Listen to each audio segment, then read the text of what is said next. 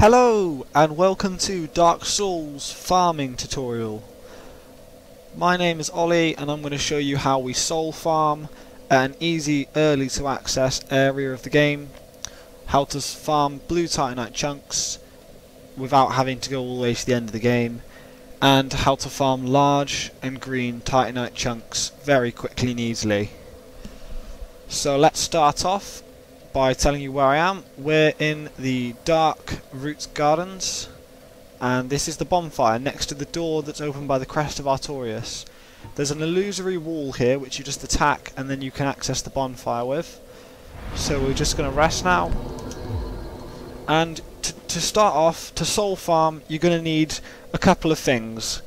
You should have quite a strong shield that's able to block attacks in case you get attacked.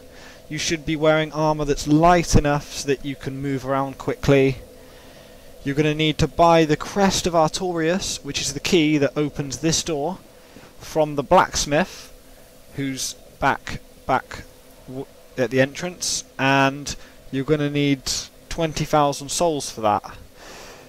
One of the optional items is the Covetous silver Serpent ring, which you find in the Tomb of the Giants later on, and that's a really handy tool because it gives you extra souls per kill. So we're going to start off and walk in here, and luckily for us the mage has got his sword out and he's going to try and hit me with his sword, which is what we want. When he fires spells he can be a bit difficult sometimes. So you walk in and lure enemies to here and they'll fall off the edge. When you first come in here there will be a Dark Wraith, this ghostly knight figure, who I've already defeated, and he doesn't respawn, but he gives 3,000 souls. Once you've done the mage, go to where I've showed you, and a cleric and an assassin will follow you. These two also drop 2,000 souls each. They're much easier to get killed. They're much easier to kill because they just come up here and goodbye. And here comes the assassin. He's going to land and die. Now there is a final character at the end who gives 1,000 souls, but because unless you attack him midway through luring him, he'll run back to his spot. I decided not to get him, but he's also quite powerfully, he's actually tougher to kill than the others I find. So you just rest at the bonfire and you repeat that, and 6,000 souls every run. And it should only take a couple of minutes a run. That's going to be really handy. So next is blue Titanite chunk farming. Okay, so time for part 2, and we're going to start learning how to farm blue Titanite chunks. We're at the bonfire that leads to the lift that takes you to the Valley of Drakes, and it's in the Dark Root Basin. The equipment you'll need for this, you're going to need a catalyst, a powerful pyromancy flame, the Covetous gold serpent ring, and 10 humanity. Other items that are useful include the dark wood grain ring, which makes you do a cartwheel rolling action that lets you move quicker, and for the purposes of travelling faster, Mask of the Child dropped by pinwheel, and the grass crest shield found near this bonfire, which regenerate your stamina. The spells I'm going to be using are Hidden Body, Great Chaos Fireball and Great Fireball. I shouldn't need the Great Fireballs, but basically I'm going to come to the crystal golems that are found by the Hydra, who you should defeat before doing this, and I'm going to make myself invisible and then fireball them just for some cheap kills. Hidden Body is a spell that you can find after killing the Hydra and saving the Dusk of Ulasil, who I will show you where you can save her, and you have to kill a gold crystal golem, who's just basically the same as a regular but just a little tougher. But he fights you in an area where you're in deeper water, so you're unable to move around very quick unless you have the rusted iron ring, which I'll tell you how to find later and show you as it's useful for the swamp. So we've just gone through and wasted all of the guys, and I've got a drop over there. You can summon the Dusk of Ulasil by this rock. She has a summon sign nearby, and what you need to know about finding her is you follow along the path to the left, as close left as you can, and just beyond where you can see now, there'll be a gold crystal golem. If you kill him, the Dusk of Ulasil appears and thanks you and tells you to summon her.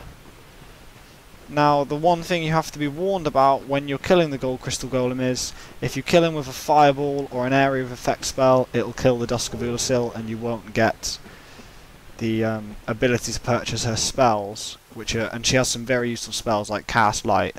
So I'd recommend weakening him with a few fireballs, and then finishing him off with a melee attack or a soul magic. To get back, we could use a Homeward Bone, run back, or use the Homeward spell. I'll just show you my levels. As I'm a mage build and I'm very low level and I'm not really keen on leveling, I don't want to level 10 times to be able to use the Homeward Miracle, so I'm just using Homeward Bones. And as these guys drop enough souls per run to outweigh the cost of that, that is fine. Okay, we're at the Swamp Bonfire, and we're going to start off using the same equipment as before. Just have some soul arrows or great soul arrows, whichever ones can hurt, and it will kill these slugs if you test later on in one hit. And we've got this rusted iron ring, and this allows us to have better balance on poor footing, which includes the swamp area. And that really is handy for us because we can then travel through the swamp a lot quicker. To find this ring you have to go back to the Undead Asylum, and it's like an Easter egg type situation.